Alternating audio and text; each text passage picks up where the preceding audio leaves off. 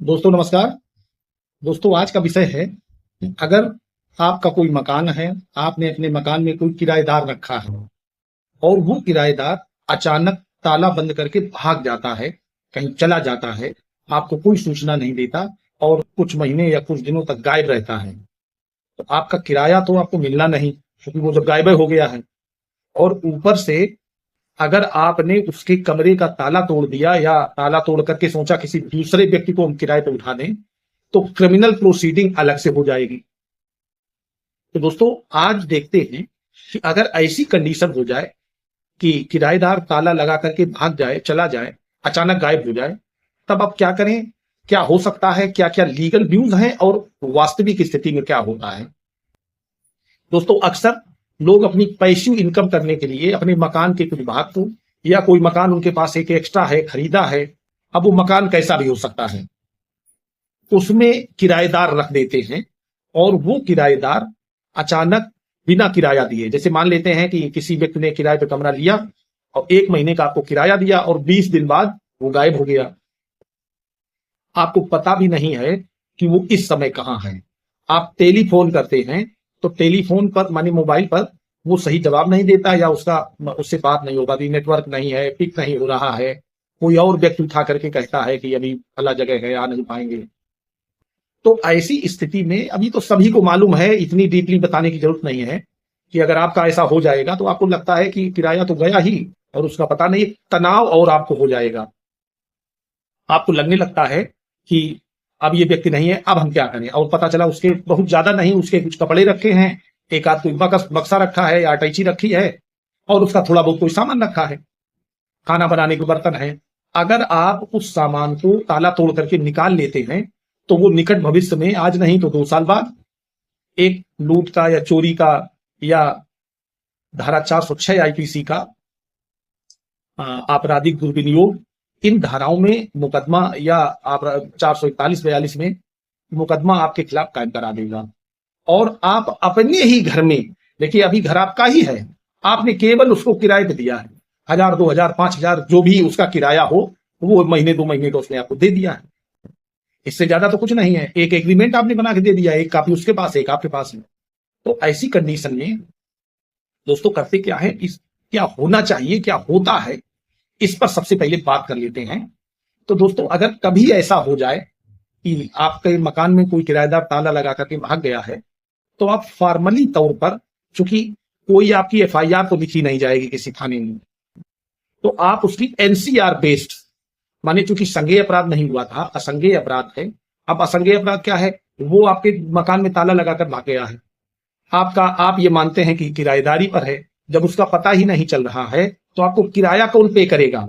और जब किराया पे नहीं करेगा, आपको मानसिक रूप से, आपका बहुत बड़ा मकान है और 10 किराएदार इस तरीके का कर दें तो आप एक कमरे में रह रहे हैं, बाकी पूरा बंद पड़ा है, तो किराया भी नहीं मिल रहा। तो दोस्तों ऐसी स्थिति में आप पुलिस को सबसे पहले एक लेटर तो कम से कम रिसीव ही करवा दें, ताकि पुलिस अपनी जर्नल डायरी में उसको रजिस्टर्ड डाक से भी भेजें, ताकि पुलिस अपनी जो जीडी है, जर्नल डायरी है, उसमें उस लेटर को अंकित कर ले, ताकि लिखा पढ़ी में आपके पास आए। जब आप कभी कहें कि हमने पुलिस को सूचना दी थी और पुलिस को ये बताया था कि हमारा इस तरीके से मकान है, एक फला फला हमारा किराएदार है जो बिना किराया चुकाए कितने दिनों से लापता है, ताला लगा करके भाग गया है, अब अगर वो 15 दिनों तक नहीं आता है तो हम ये ताला तोड़ देंगे या खोल देंगे, या न्यायालय में इस ताले को खुलवाए जाने के लिए प्रेयर करेंगे और अपना पोजीशन प्राप्त करेंगे, ये सब लिखते हुए, और इससे हमें हानि हो रही है, नुकसान हो रहा है, ये सब लिखते हुए आप एक लेटर भेज दें। दूसरा, आप उसके पते पर, जो भी पता उसने एग्रीमेंट में लिखा है, एक लीगल नोटिस धारा 106 के अंतर्गत जरूर प्रेषित करें। माने आपने जो भी किराएदारी एग्रीमेंट है, वो अगर 15 दिनों के भीतर आपका ताला नहीं खुलता है या वो किराया नहीं अदा करता है, तो आप अपनी किराएदारी समाप्त कर रहे हैं। वैसे किराएदारी समाप्त करने का नोटिस 6 महीने के लिए जाता है, लेकिन फिर भी आप 15 दिनों के लिए एक नोटिस उसके पते पर भेज दें, और जब भी ताला खोले या तोड़े तो उसकी वीडियोग्राफी जरूर करें। और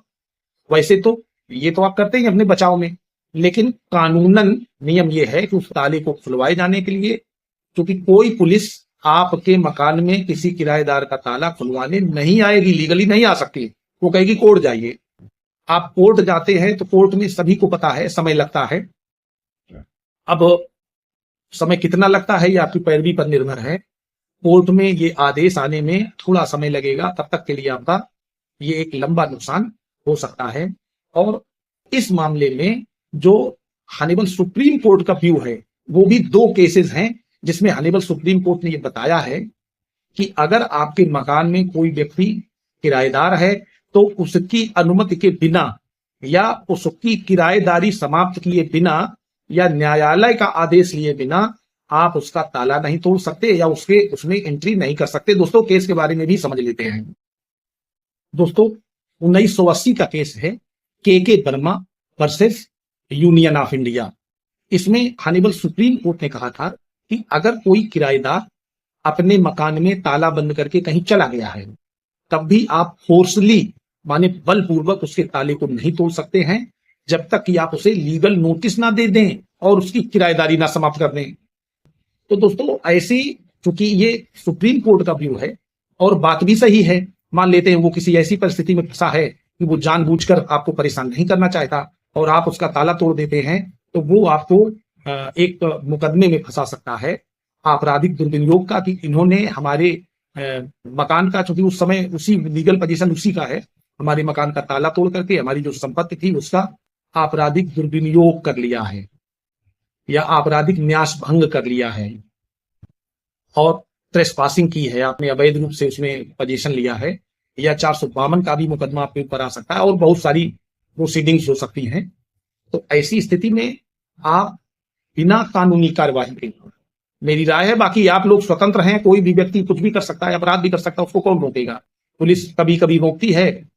107 116 की व्यवस्था है, 151 की व्यवस्था है, लेकिन फिर भी लोग नहीं मानते और अपराध कर देते हैं, क्योंकि आवेश में या गुस्से में या कभी कभी बदला लेने के पर्पज से। तो दोस्तों एक तो ये केस हो गया जिसमें हनीबल सुप्रीम कोर्ट का ये व्यू रहा। एक और दूसरे केस की चर्चा भी कर लेते हैं। दोस्तों दूसरा केस है कृष्णा राम महाले वर्सेस शोभा वेंकट राव। ये 1989 का केस है। इसमें व्यू ये है कोर्ट का कि किराएदार को बिना लीगल प्रक्रिया अपनाए अविधिक तरीके से डिस्पोजेस नहीं किया जा सकता।